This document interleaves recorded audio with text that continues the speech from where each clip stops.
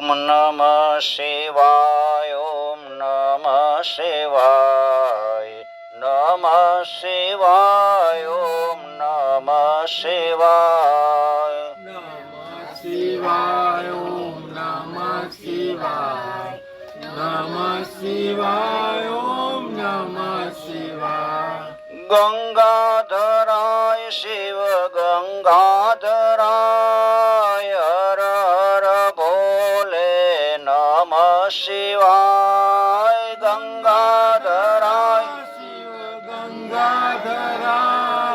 હર હર ભોલે નમઃ શિવાય. ઓમ નમઃ શિવાય. ઓમ નમઃ શિવાય. નમઃ શિવાય. ઓમ નમઃ શિવાય. ઓમ નમઃ શિવાય. ઓમ નમઃ શિવાય. નમઃ શિવાય. ઓમ નમઃ શિવાય. વિશ્વેશ્વરાય શિવ વિશ્વેશ્વરાય. હર હર ભોલે નમઃ શિવાય. વિશ્વેશ્વરાય શિવ વિશ્વેશ્વરા. હર હર ભોલે નમઃ શિવાય. ઓમ નમઃ શિવાય. ઓમ નમઃ શિવાય. ઓમ નમઃ શિવાય. ઓમ નમઃ શિવાય. ઓમ નમઃ શિવાય. ઓમ નમઃ નમઃ શિવાય. ઓમ નમઃ શિવાય. ઓમ નમઃ શિવાય. ઓમ નમઃ શિવાય. ઓમ નમઃ શિવાય. ઓમ નમઃ શિવાય. ઓમ નમઃ ઓમ નમઃ શિવાય. ઓમ નમઃ શિવાય. ઓમ નમઃ શિવાય. ઓમ નમઃ શિવાય. ઓમ નમઃ શિવાય. ઓમ નમઃ શિવાય. ઓમ નમઃ શિવાય. ઓમ નમઃ શિવાય. ઓમ નમઃ શિવાય. ઓમ નમઃ શિવાય. ઓમ નમઃ શિવાય. ઓમ નમઃ ઓમ નમઃ શિવાય. ઓમ નમઃ શિવાય. ઓમ નમઃ શિવાય. ઓમ નમઃ શિવાય.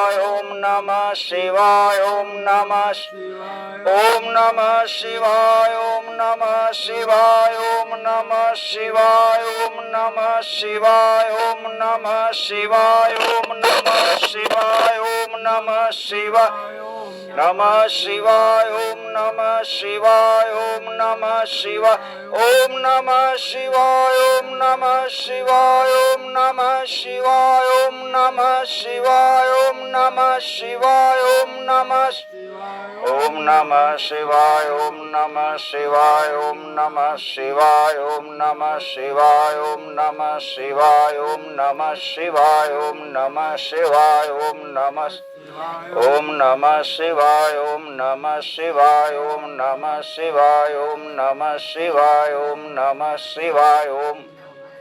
ઓમ નમઃ શિવાય. ઓમ નમઃ શિવાય. ઓમ નમઃ શિવાય. ઓમ નમઃ શિવાય. ઓમ નમઃ શિવાય. ઓમ નમઃ શિવાય. ઓમ નમઃ શિવાય. ઓમ નમઃ ઓમ નમઃ શિવાય. ઓમ નમઃ શિવાય. ઓમ નમઃ શિવાય. ઓમ નમઃ શિવાય. ઓમ નમઃ શિવાય. ઓમ નમઃ શિવાય. ઓમ નમઃ શિવાય. ઓમ નમઃ ઓમ નમઃ શિવાય. ઓમ નમઃ શિવાય. ઓમ નમઃ શિવાય. ઓમ નમઃ શિવાય. ઓમ નમઃ શિવાય. ઓમ નમઃ શિવાય. ઓમ નમઃ શિવાય. શ્રી ધોળેશ્વર મહાદેવ કી જય. હનુમાનજી મહારાજ કી જય. રામચંદ્ર ભગવાન કી જય. સદગુરુદેવ કી જય. મચ્છુ માત કી જય. પુણ્ય કી જય. અંબે માત કી જય. શીતળા માત કી જય. ઓમ નમઃ પાર્વતી પતય. હર હર મહાદેવ. હર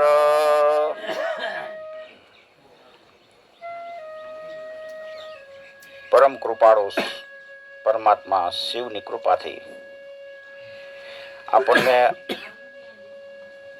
આજે શિવ મહાપુરાણ ની અંદર પ્રવેશ મળ્યો છે. શિવની કૃપા હોય ને તો લાભ મળે સત્સંગનો. સૌથી મોટું સુખ સત્સંગનું કીધું છે.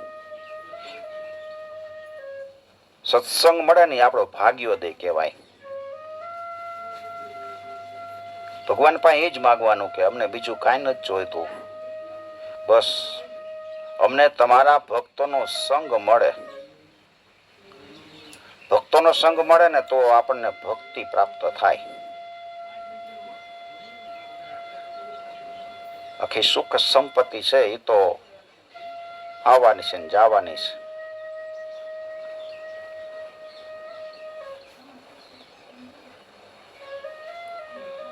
પ્રયાગરાજ તીર્થની અંદર સુતજી કથા કહે છે ને મુનિઓ સાંભળે છે. એમાં સદાશિવ નો નંદીશ્વર અવતાર ની કથા બતાવે છે. સનત કુમારો કહે છે, નંદીને કહે છે કે હે પ્રભુ, મહાદેવના અંશથી જન્મેલ તમે શિવને કેવી રીતે પ્રાપ્ત થયા? નંદીશ્વર કહે છે કે હે ભગવાન, હું સદાશિવના અંશથી જન્મેલો છું. શિલાદ ઋષિ હતા, એને પ્રજાની ઈચ્છા થઈ એટલે એણે ઇન્દ્રનું તપ કર્યું. ઇન્દ્ર પ્રસન્ન થાય છે અને કહે છે વરદાન માગો. ત્યારે શૈલાદ મુનિ કહે છે કે હે દેવેશ્વર, તમે પ્રસન્ન થયા હોય ને તો યોનિથી જન્મ ન પામ્યા હોય, મૃત્યુ રહિત હોય અને ઉત્તમ વ્રત વાળો પુત્ર હોય ને એવો મારે પુત્ર જોઈ છે.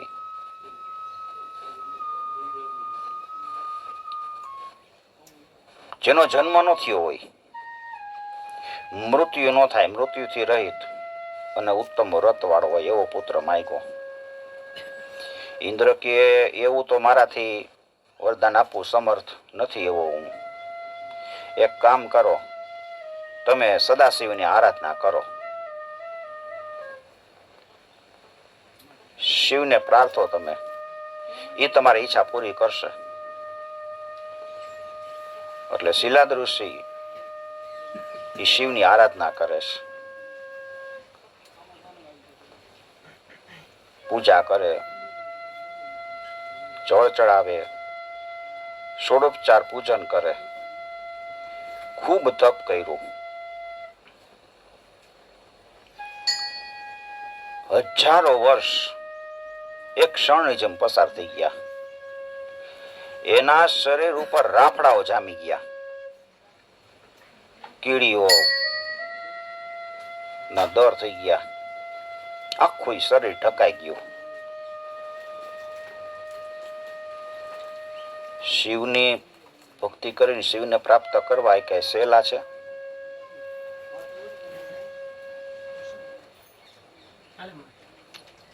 રાફડા બાજી જાય ને ત્યારે શિવ પ્રસન્ન થાય.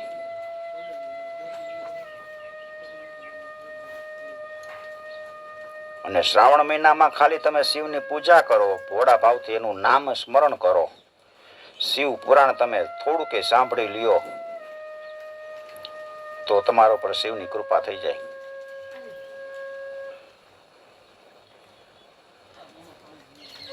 શિવ પ્રસન્ન થયા છે.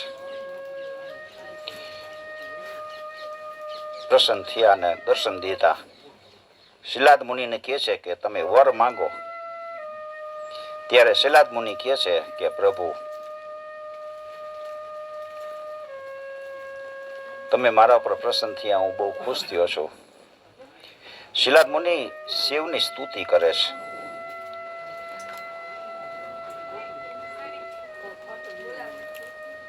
નાગેન્દ્ર હારાય ત્રિલોચનાય ભસ્માંગરાગાય મહેશ્વરાય નિત્યાય શુદ્ધાય દિગંબરાય તસ્મૈ નકારાય નમઃ શિવાય.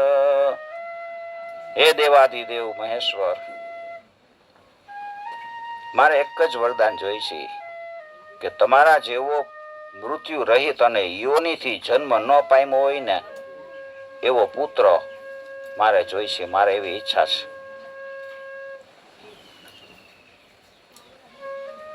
શિવજી કહે છે કે હે બ્રાહ્મણ, અગાઉ તપ કરીને બ્રાહ્મણો તેમજ મુનિઓ તથા ઉત્તમ દેવોએ અવતાર ધારણ કરવા માટે મારું પૂજન કર્યું છે. એટલે હું યોનિથી જન્મ નહીં લેનારો નંદીશ્વર નામે તમારો પુત્ર થાઈશ. નંદી તરીકે તમારો પુત્ર બનીશ. આશીર્વાદ આપી દીધો. શિવ પછી અદૃશ્ય થઈ ગયા.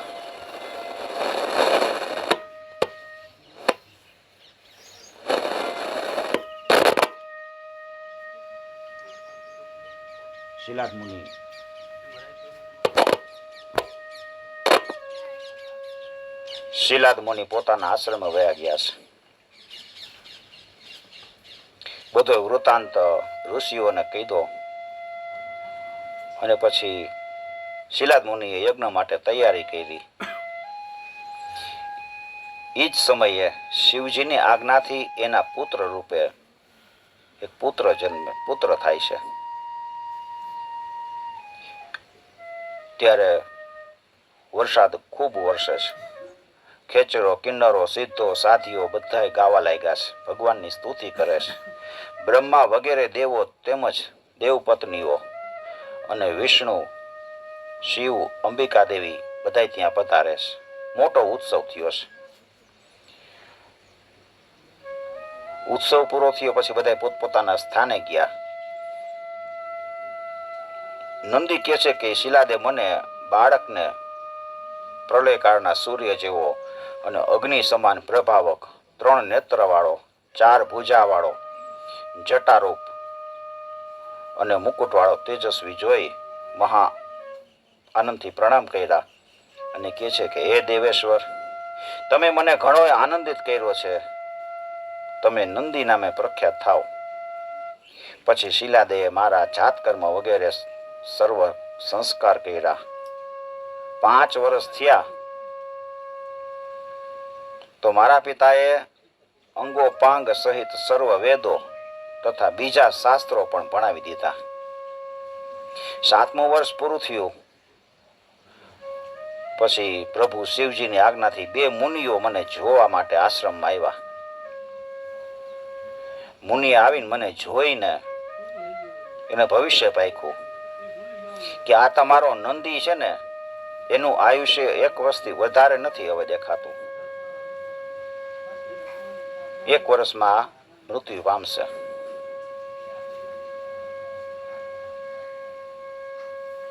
આવું સાંભળીને શિલાદ તો બહુ દુઃખી થઈ ગયા, ચિંતિત રહેવા લાગ્યા.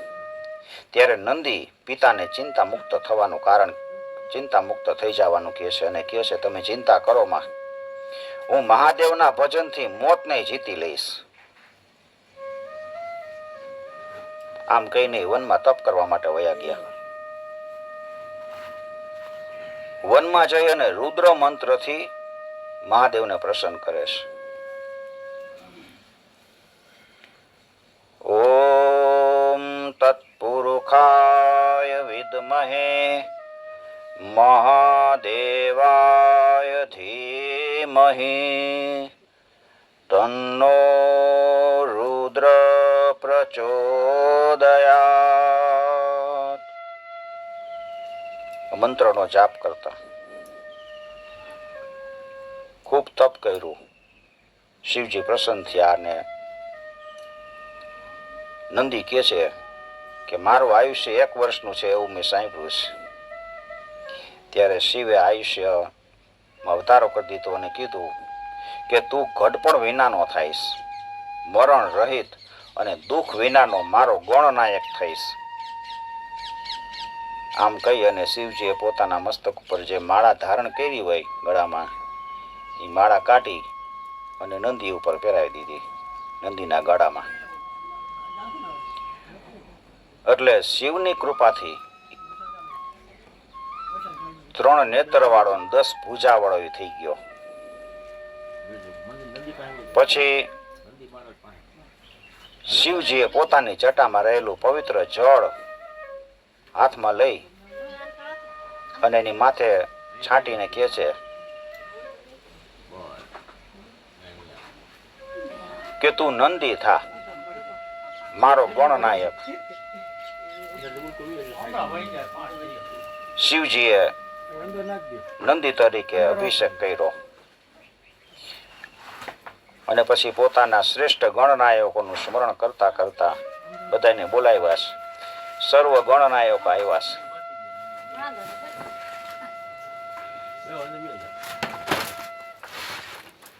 શિવજીએ બધા ગણનાયકોને કીધું કે આ નંદીશ્વર મારો પુત્ર છે.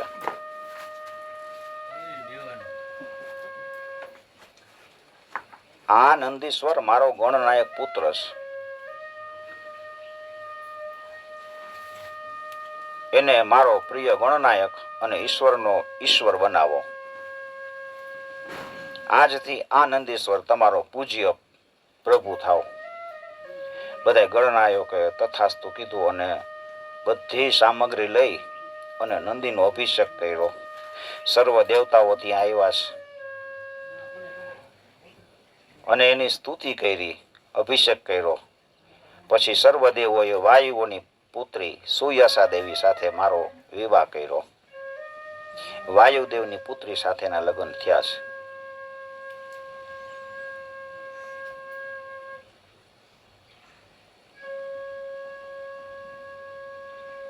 શિવજી તથા દેવી પાર્વતીએ મને અને મારી પત્નીને અનેક વરદાન આપ્યા. પછી શિવ સહિત મને લઈ અને પોઠિયા ઉપર આરૂઢ થવા માટે પોતાના સ્થાને ગયા છે. સનતકુમાર બીજી વાત કરતા કહે છે કે હું તમને ભૈરવની કથા કહું. એકવાર તમામ દેવતાઓ બ્રહ્મા પાસે ઉત્તમ તત્વ જાણવાની ઈચ્છા કરે છે. ઉત્તમ તત્વ કયું? ત્યારે બ્રહ્મા એનો ખરો ભાવ સમજાવીના પોતાને જ સાચા તત્વ તરીકે કહેવા લાગ્યા કે હું જ ઉત્તમ તત્વ છું. આ સાંભળીને વિષ્ણુ કહે છે કે તમે શું કામ આવું ખોટું બોલો છો, જુઠ્ઠાણું ચલાવો છો? હું પોતે સર્વનો બધાય લોકનો કરતા છું, પરમ પુરુષ પરમાત્મા છું. તમે તો મારી આજ્ઞાથી આ સૃષ્ટિનું સર્જન કર્યું છે. તમે સૃષ્ટિ રચી છે.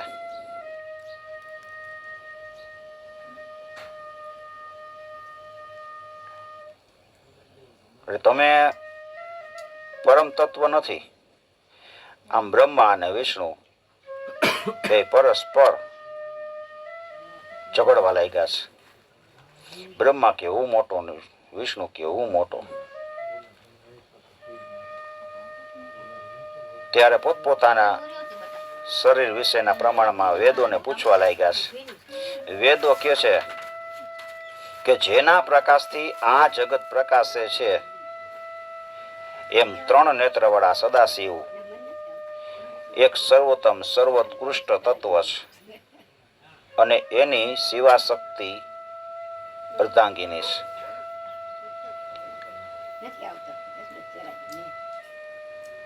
આવું કીધું છતાંય વેદના વચનથી પણ એનું અજ્ઞાન નાશ ન પામ્યું. ત્યારે એની વચ્ચે મહાન જ્યોતિ પ્રગટી. શિવ સ્વરૂપે અદ્ભુત પુરુષાકાર દેખાયો છે. એક સ્તંભ ખડો થઈ ગયો. બ્રહ્માજી એને જોયું અને અભિમાનથી કહે છે કે આ શું છે? એ કથા આપણે જોઈ ગયા છીએ. એમાંથી રુદ્ર રૂપે આકાર પ્રગટ થયો એટલે એનું નામ પડ્યું રુદ્ર.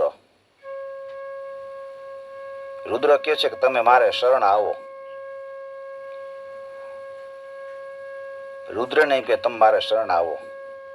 બ્રહ્માની આવી ગર્વયુક્ત વાણીથી ક્રોધિત થયેલ શિવ ભૈરવ નામનો પુરુષ ઉત્પન્ન કરે છે અને કહે છે કે તમે કાળની પેઠે શોભો છો ભૈરવને, એટલે કાળ રાજ તરીકે તમે પ્રસિદ્ધ થશો. તમે ભયંકર છો એટલે ભૈરવ કહેવાશો. આમ તમે કાળ ભૈરવ નામે પ્રખ્યાતિ પામશો. તમારે પ્રથમ બ્રહ્માને શિક્ષા કરવાની છે. રુદ્રએ એમ કીધું કે આ બ્રહ્માને શિક્ષા કરો, ભૈરવને. એટલે ભૈરવે બ્રહ્માનું એક મસ્તક છેદી નાખ્યું.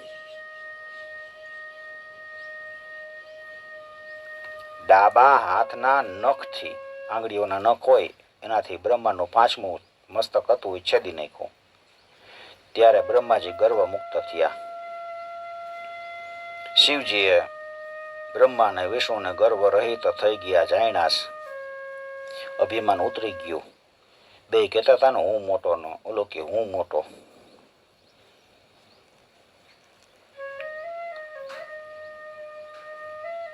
મોટાઈ કોઈ દિવસ કરવી નહીં, બધાથી હું મોટો છે એવું માનવું જ નહીં. બ્રહ્મા અને વિષ્ણુનું ગર્વ ભંગ થઈ ગયો છે. પછી શિવજી એમને ભયરહિત કર્યા અને ભૈરવને કહે છે કે તમારે બ્રહ્મા વિષ્ણુને સદાય આદર આપવાનો. ભૈરવ કે મેં બ્રહ્મત્યા કરી છે. ભૈરવે બ્રહ્મત્યા કરી એટલે ભૈરવનું શરીર આખું કાળું થઈ ગયું.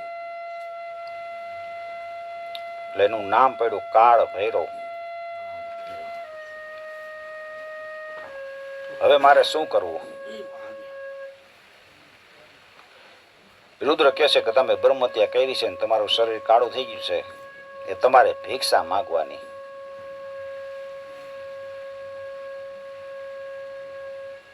એની સાથે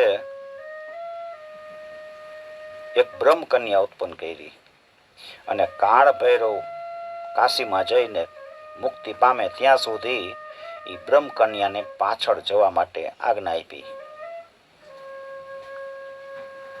ભૈરવે મહાદેવની આજ્ઞાથી કાપાલિકનું વ્રત કર્યું અને બ્રહ્માનું 5મું માથું હતું એ હાથમાં લઈ અને જગતમાં પ્રયાણ કરવા માંડ્યું છે. કાળ ભૈરવ જેવો કાશીમાં પ્રવેશ કરે છે કે તરત જ બ્રહ્મહત્યા એની પાછળ હતી એ બ્રહ્મહત્યા નામની જે કન્યા હતી એ પાતાળમાં ચાલી ગઈ અને બ્રહ્માની ખોપરી પણ પડી ગઈ. એ જગ્યાએ કપાલ મોચન તીર્થ તરીકે નામ જાહેર થયું.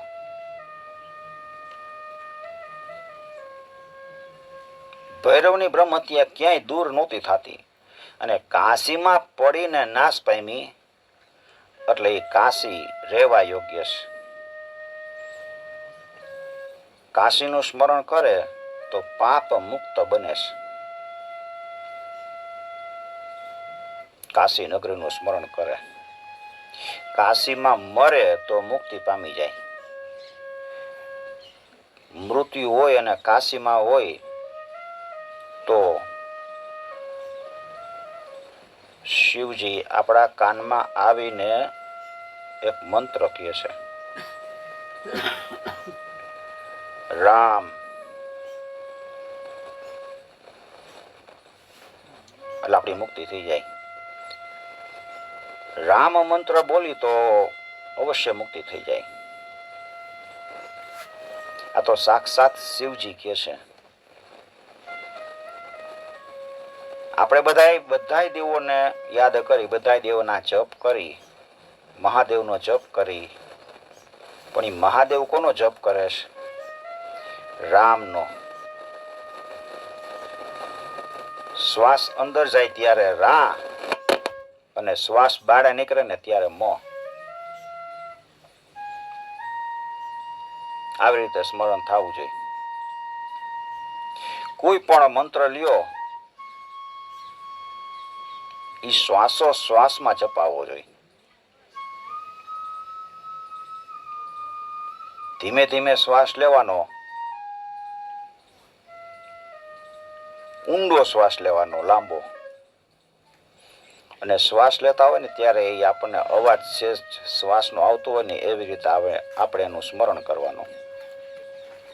અને પછી શ્વાસ બહાર કાઢી ત્યારે શ્વાસનો અવાજ આપણને સંભળાવવો જોઈએ. આવી રીતે 15 મિનિટ રોજ કરવાનું.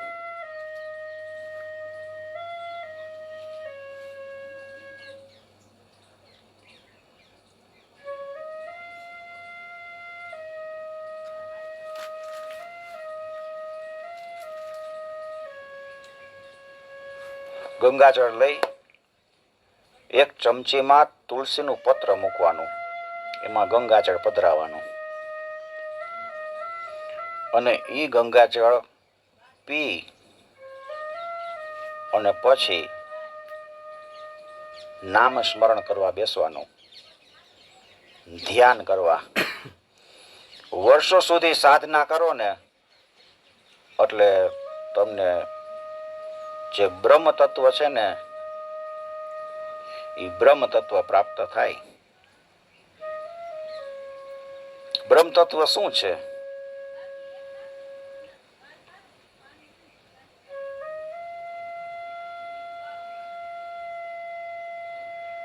આપણી અંદર જ છે, આપણને દેખાતું નથી.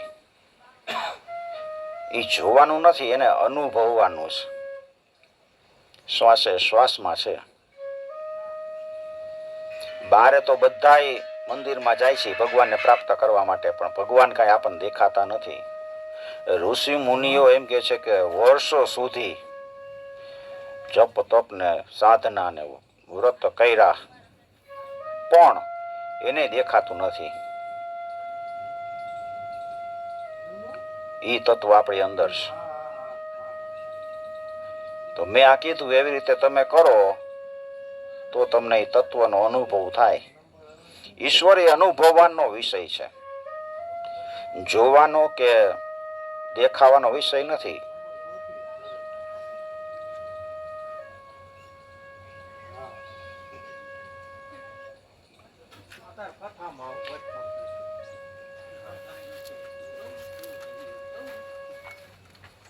ગંગાજળ રોજ એક ચમચી પી અને મર્યા પછી તો બધા આપણા મોઢામાં જ ગંગાજળ રેડવાના છે, પણ પછી શું કામનું?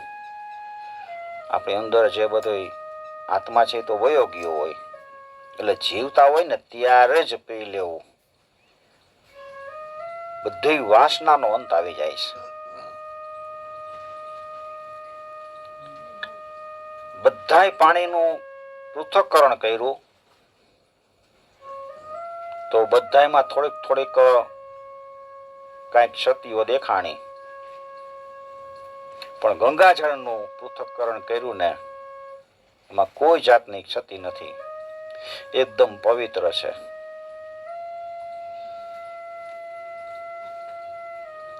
વિષ્ણુના ચરણમાંથી નીકળેલી છે ગંગાજી, અને શિવજીએ પોતાની જટામાં ધારણ કરી છે. એટલે જ આપણે ગંગાજીનું આટલું મહત્વ છે. ગંગામાં સ્નાન કરવાથી તો આપણું શરીર શુદ્ધ થાય, પણ ગંગાજીનું પાન કરીને તો આપણું અંદરનું ખોડિયું શુદ્ધ થાય. એવી જ રીતે ગમે ત્યાં કથા થતી હોય, એ કથામાં આપણે જાય અને અભિમાન રહિત બની અને કથા સાંભળી તો આપણું અંદરનું ખોડિયું ચોખ્ખું થઈ જાય છે.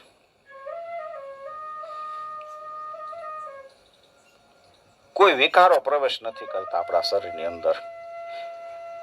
લાંબા સમય સુધી કથા સાંભળીને એટલે વિકાર મુક્ત બની જાય છે, ચિંતા મુક્ત બની જાય છે. આપણે તો ચિંતા જ કરતા હોય, કાલ મારું શું થશે, આજનું ભોજનનું તો થઈ ગયું, કાલનું ભોજનનું શું? આવી બધી ચિંતાઓ લઈ અને આપણે ફરતા હોય છીએ. ભેગું કરવામાં જ જિંદગી આખી વિતાવી દે છે. કોઈએ પૂછ્યું કે તમે શું કામ આટલું બધું કામ કરો છો? તો કે ખાવા હાટું. પછી ખાતા હોય ત્યારે પૂછે કે તમે કેમ આટલું બધું ખાવ છો? તો કે કામ કરવા હાટું. ખાવા અને કામ કરવામાં જ આપણું જીવન પસાર થઈ જાય છે. આપણે આ દુનિયામાં શું કરવા આવ્યા છીએ એ તો આપણે કાંઈ જાણતા જ નથી. આપણો જન્મ એમનો નથી થઈ ગયો, કંઈક કારણ છે.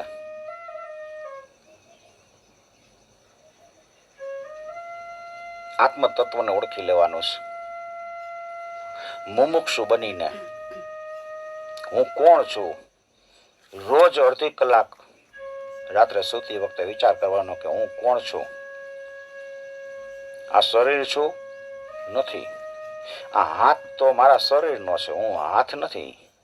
હું પગ નથી, હું પેટ નથી, હું મસ્તક નથી. તો હું કોણ છું? એનો વિચાર કરવાનો. એ બધો વિચાર મુમુક્ષુ બનીને કરવાનો. ઈશ્વરને પ્રાર્થના કરવાની કે મને પરમ તત્વનું જ્ઞાન પ્રાપ્ત થાય, સમભાવમાં આવી જાય, શરીરથી મુક્ત થાય. શરીરની અંદર જ આપણે રહી છીએ આત્મતત્વ. આપણે શરીર નથી પણ શરીરથી પર છે. એ જ શિવ તત્વ.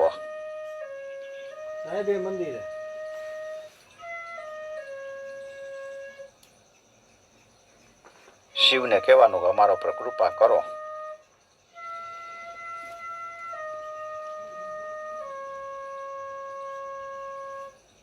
પરમ કૃપાળુ શિવ પરમાત્મા આપણા બધા ઉપર કૃપા કરશે.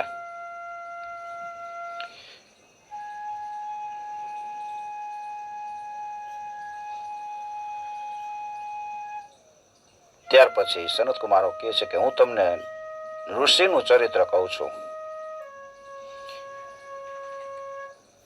જય અને વિજય બે પાર્ષદ વૈકુંઠમાં દ્વારપાળ છે વિષ્ણુ ભગવાનના મહેલે.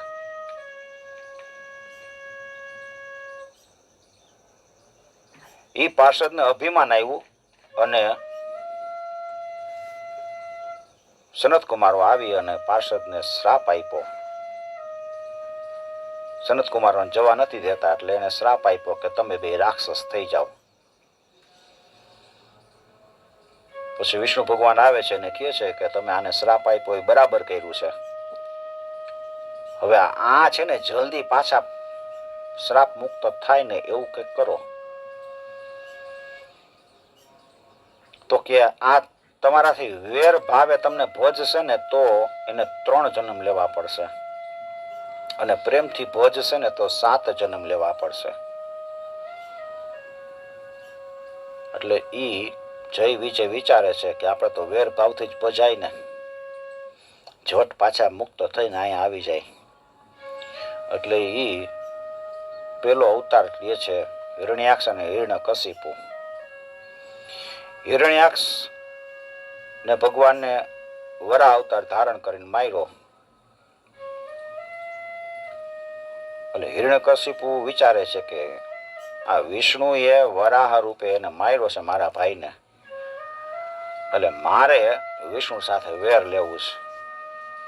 એટલે બ્રહ્માની ઉગ્ર તપ કરે છે બ્રહ્માનું. હિરણ્યકશિપુ ખૂબ તપ કરે છે, રાક્ષસો બહુ તપ કરતા. પછી બ્રહ્માજી પ્રસન્ન થયા અને કહે છે કે માગ. તો કે મને તમારો ભરોસો નથી, મને લખીને આપો. હવે તું લખી દે કે હું સહી કરી દઉં. એટલે હિરણ્યકશિપુએ કાગળમાં લખ્યું કે મારું મૃત્યુ ન થાય. બ્રહ્માજી કે એમ નહીં, મૃત્યુ તો થાય, બધાને લેવું પડે મૃત્યુ. જન્મ લીધો હોય ને મૃત્યુ થાય. શરત મુખ શરત લખે છે, દિવસે ન મરું, રાત્રે ન મરું, ઉપર ન મરું, નીચે ન મરું, લૂલાથી ન મરું, સુકાઈ ગયેલાથી ન મરું, લીલાથી ન મરું, અસ્ત્રથી ન મરું, શસ્ત્રથી ન મરું. કોઈ રીતે આટલી વસ્તુથી હું મરું નહીં. અગ્નિથી ન મરું, પાણીથી ન મરું ને આને મારવો કેમ? બ્રહ્માજીને કે સહી કરો. બ્રહ્માજીએ સહી કરી દીધી. પછી જ્યાં જાય ને ત્યાં એ ચિઠ્ઠી બતાવે કે જો આવી રીતે મને બ્રહ્માજીનું વરદાન છે ને સહી કરી છે, હવે તારે મારી યાર યુદ્ધ કરવું હોય તો કર, નકર હું તને મારીશ.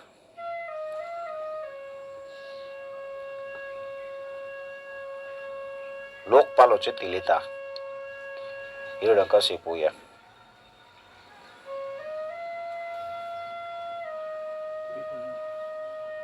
એનો જ પુત્ર પ્રહલાદ એ વિષ્ણુ ભક્ત થયો છે. એને નારદજીનો સંગ થયો હતો.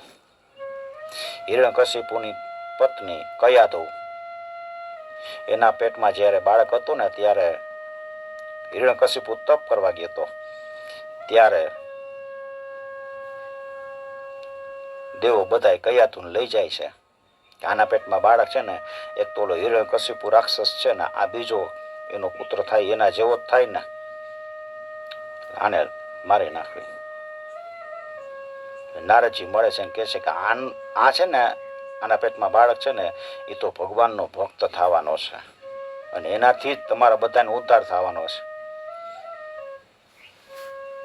કયાધુને નારદજી પોતાના આશ્રમમાં લઈ જાય છે અને પછી અહીંયા બાળકનો જન્મ થાય છે. એ બાળક નાનપણથી જ ભગવાનનો સત્સંગ પ્રાપ્ત કરે છે.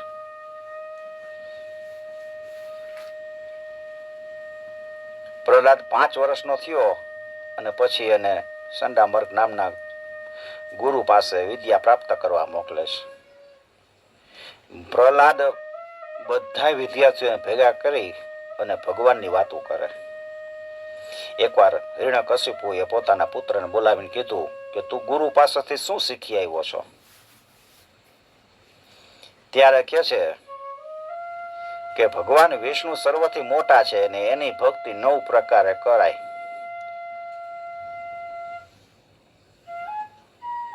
શ્રવણમ કીર્તનમ વિષ્ણુ સ્મરણમ પાદ સેવનમ અર્ચનમ વંદનમ સખ્યમ આત્મનિવેદનમ દાસ્યમ. આ બધી ભક્તિ 9 પ્રકારની ભક્તિથી કોઈ પણ રીતે તમે વિષ્ણુને યાદ કરો, ભજો, એટલે વિષ્ણુ ભગવાન પ્રાપ્ત થાય. અને હિરણ્યકશિપુ એકદમ ખીજાય છે. સંડામર્કને કહે છે કે તમે આવું શીખડાવો છો, મારા જ દુશ્મનનો તમે એને જ્ઞાન આપો છો. સંડામર્ક કે અમે કાંઈ એવું શીખડાયું નથી, આ તો હવે ક્યાંથી આવું શીખવો છે, હવે આને હરખી રીતે વિદ્યા આપજો કે જાઓ લઈ જાઓ. હવે હિરણ્યકશિપુનું શીખડાવવાનું નીતિ બધી કેવી હતી કે આને રાક્ષસ વિદ્યા શીખડાવે.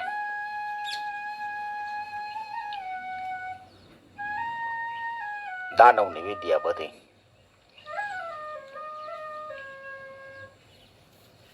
વળી થોડા દિવસ થાય, વળી બોલાવે, વળી પાછો કાંઈક પ્રહલાદ જુદી રીતે વાત કરે. એકવાર સંડામર્ક ઋષિ છે બહાર ગયા હતા, ત્યારે પ્રહલાદે બધાને ભેગા કર્યા અને કહે છે કે આ સૃષ્ટિમાં મુખ્ય સૂત્રધાર તો છે ને એ વિષ્ણુ ભગવાન જ છે. એનું નામ સ્મરણ કરવાથી આપણે ભવ રોગમાંથી મુક્ત થઈ જાય છે. બધા એના શિષ્યો ભાઈબંધ હતા એ કહે છે કે તે આવું બધું ક્યાંથી જાણ્યું? તો કે હું નાનો હતો ને ત્યારે મને સત્સંગ પ્રાપ્ત થયો હતો.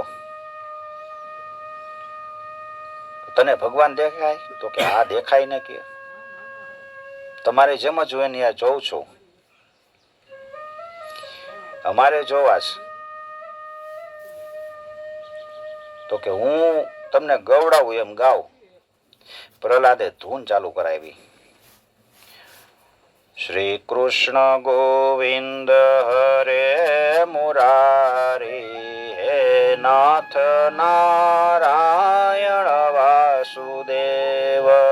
શ્રી કૃષ્ણ ગોવિંદ હરે હે નાથ નારાયણ વાસુદેવ. શ્રી કૃષ્ણ ગોવિંદ હરે મુરારી, હે નાથ નારાયણ વાસુદેવ. શ્રી કૃષ્ણ ગોવિંદ હરે મુરારી, હે નાથ નારાયણ વાસુદેવ. હિરણ્યકશિપુએ સેવકોને મોકલા છે કે જાઓ પ્રહલાદ શું કરે છે. સેવકો આવ્યા ને જોવે છે. આ તો ધૂન બોલાવે છે. પ્રહલાદ હિરણ્યકશિપુ માટે હવે ખતરો બની ગયો હતો. હિરણ્યકશિપુ વિચારે છે કે આને મારી નાખું. ખૂબ પ્રયત્ન કર્યા મારવાના. પર્વતો પરથી ઘા કર્યો, ગાંડા હાથીની સામે મોકલો છે, પણ જેનું રખેવાળી ઈશ્વર કરતા હોય એને કોઈ દિવસ મૃત્યુ ન આવે.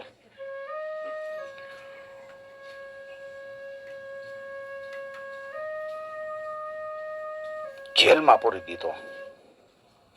વિષ્ણુ ભગવાનને ચિંતા થઈ કે મારા ભક્તોને ખાવા પીવાનું શું. લક્ષ્મીજી કે તમે ચિંતા કરો માં. લક્ષ્મીજી આવીને એના માટે ટિફિન મોકલાવે. પ્રહલાદ ખાતો હોય, સેવકો આવીને એમ કે આ ટિફિન ખાય છે, ક્યાંથી આવી ગયું છે. હિરણ્યકશિપુ કે તને આ જેલની અંદર કોણ ખાવાનું દઈ જાય છે? તો કે પિતાજી આ જેલની કોટડી તો બહુ મોટી છે. હું મારી માના ગર્ભમાં હતો ને એ તો કોટડી હાવ નાની હતી અને અહીંયા ઈશ્વરે મારી રક્ષા કરી છે, અહીંયા મને ભોજન આપ્યું છે. તો અહીંયા મારી વ્યવસ્થા નહીં થાય. બધી જગ્યાએ ઈશ્વર આપણી વ્યવસ્થા કરે જ છે, પણ આપણે જીવ છે ને એ આપણે વિચારી છે કે કોઈ ભગવાન ખાવાનું દેવા આવવાનું નથી. બસ આપણે એક જ માની લીધું છે, આપણે કર્મ કરી અને ભેગું કરીને તો જ ખાવા પીવાનું મળે. ઈશ્વર બંધાઈ ગયેલો છે. એકવાર એના શરણ થઈ જાવ. આપણે શરણ લીધું છે, આપણે કહીએ છીએ હે ભગવાન તારા શરણે છીએ, હે ભોળાનાથ તારા શરણે છીએ, પણ સાચી શરણાગતિ સ્વીકારી જ નથી. જે કરે એ સારું જ કરે છે, એના જ શરણે, અને જે આપણી પાસે કરાવે એ કર્મ ઈશ્વરને અર્પણ કરી દેવાનું. હવે હિરણ્યકશિપુ વિચારે છે કે આ જો મોટો થશે ને ત્યારે યાદ રાખશે બધું કે મારા બાપાએ મને મારી નાખવા માટે ખૂબ પ્રયત્ન કર્યો, તો આપણે બધું યાદ રાખી છે ને કે મારા બાપાએ હું નાનો હતો આમ કર્યું હતું ને તેમ કર્યું હતું ને, આ બધું યાદ રાખશે અને પછી મોટો થઈને મારી બાંધશે કે તારો ઈશ્વર બધે છે. તો કે હા. એક લોખંડનો સ્તંભ ધગધગાવ્યો અને કહે છે કે આ લોખંડના સ્તંભમાં છે. પ્રહલાદે જોયું કે આ તો લોખંડનો સ્તંભ છે, આમાં ક્યાંથી આખો ધગધગાવેલો. તો ભગવાને કૃપા કરીને પ્રહલાદને લાલ કીડીની હાર ચડતી જોઈ દેખાણી. પ્રહલાદને વિશ્વાસ બેસી ગયો.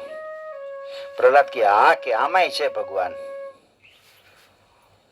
અને હિરણ્યકશિપુએ ગદા લઈ અને એ સ્તંભમાં જે મારી છે ત્યાં તો કડાકો થયો. ગુર ગુર કરતો અવાજ થવા લાગ્યો.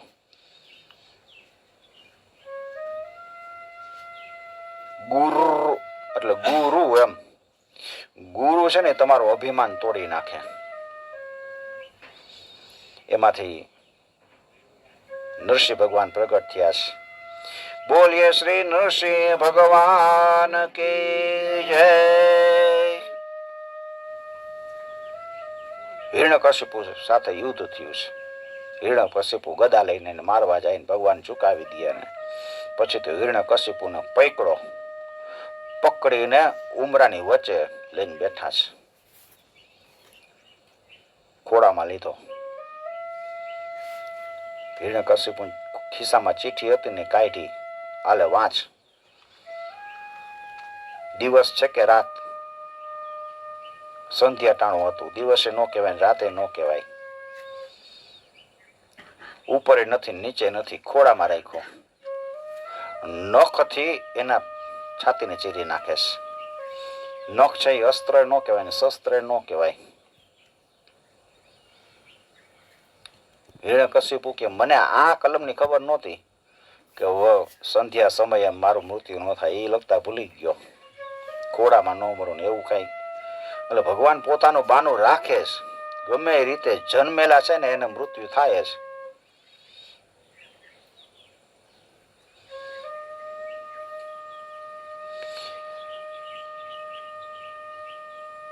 હિરણ્યકશિપુની અંદરથી આતેડા કાઢીને નરસિંહ ભગવાને ગળામાં પહેર્યા છે. ત્યારથી વિષ્ણુનું નામ આંત્ર માલી પડ્યું છે. દેવતાઓ બધા આવીને ભગવાનની સ્તુતિ કરે છે, પણ નૃસિંહ ભગવાનનો ક્રોધ સમતો નથી. લક્ષ્મીજીને કે તમે જાઓ, તમે એને શાંત કરો. લક્ષ્મીજી આવ્યા છે, પણ લક્ષ્મીજી તો ડરી ગયા કે આવું મેં વિકરાળ સ્વરૂપ કોઈ દી જોયું નથી. કોઈ દેવથી શાંત નથી થતા. પછી પ્રહલાદને મોકલે છે, જાતું પ્રહલાદ. પ્રહલાદ ગયો છે, ભગવાનની સ્તુતિ કરે છે. ભગવાને પ્રહલાદ આમ જોયું અને ધીમે ધીમે શાંત થવા લાગ્યા છે. પ્રહલાદને લઈ અને ગાલેથી ચાટવા લાગ્યા છે. પ્રહલાદને કહે છે કે મને આવતા મોડું થઈ ગયું છે, તને દુઃખ ઘણું પડ્યું.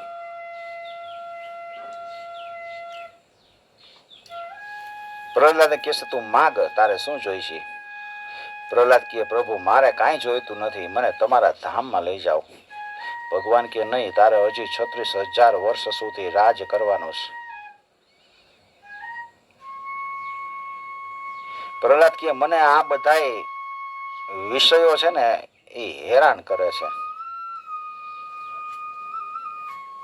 એમાંથી મુક્ત થવાનો ઉપાય શું?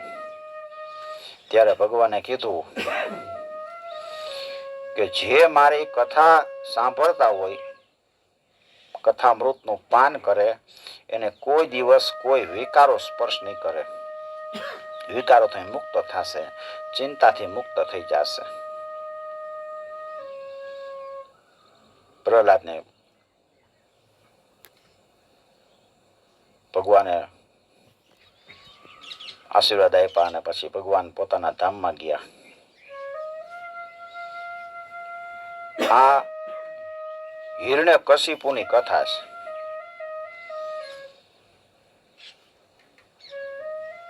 આ હિરણ્યકશિપુની કથા આપણા સૌની કથા છે. આપણે બધાને એમ જ હોય કે હું અજર અમર છું, મને કાંઈ થવાનું નથી. ભગવાનની ભક્તિ પ્રાપ્ત કરી લઈ બસ, પછી મને કાંઈ નહીં થાય. પણ કાળ કોઈને છોડતો જ નથી. કાળ આવે છે જ.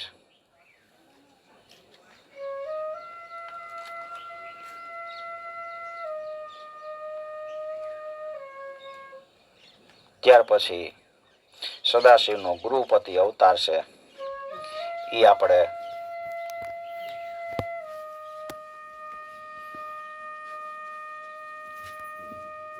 આવતા શનિવારે જોઈશું. આજની કથા પ્રભુના ચરણોમાં સમર્પિત કરી મારા વાણીરૂપ પુષ્પ છે એ ભોળેનાથના ચરણોમાં અર્પિત કરું છું. कथा विसर्जित होत है सुनहु वीर हनुमान, राम लखन सीता सहित सदा करो कल्याण, सियावर रामचंद्र की जय. ओम नमः शिवाय, ओम नमः शिवाय, ओम नमः शिवाय, ओम नमः शिवाय, ओम नमः शिवाय.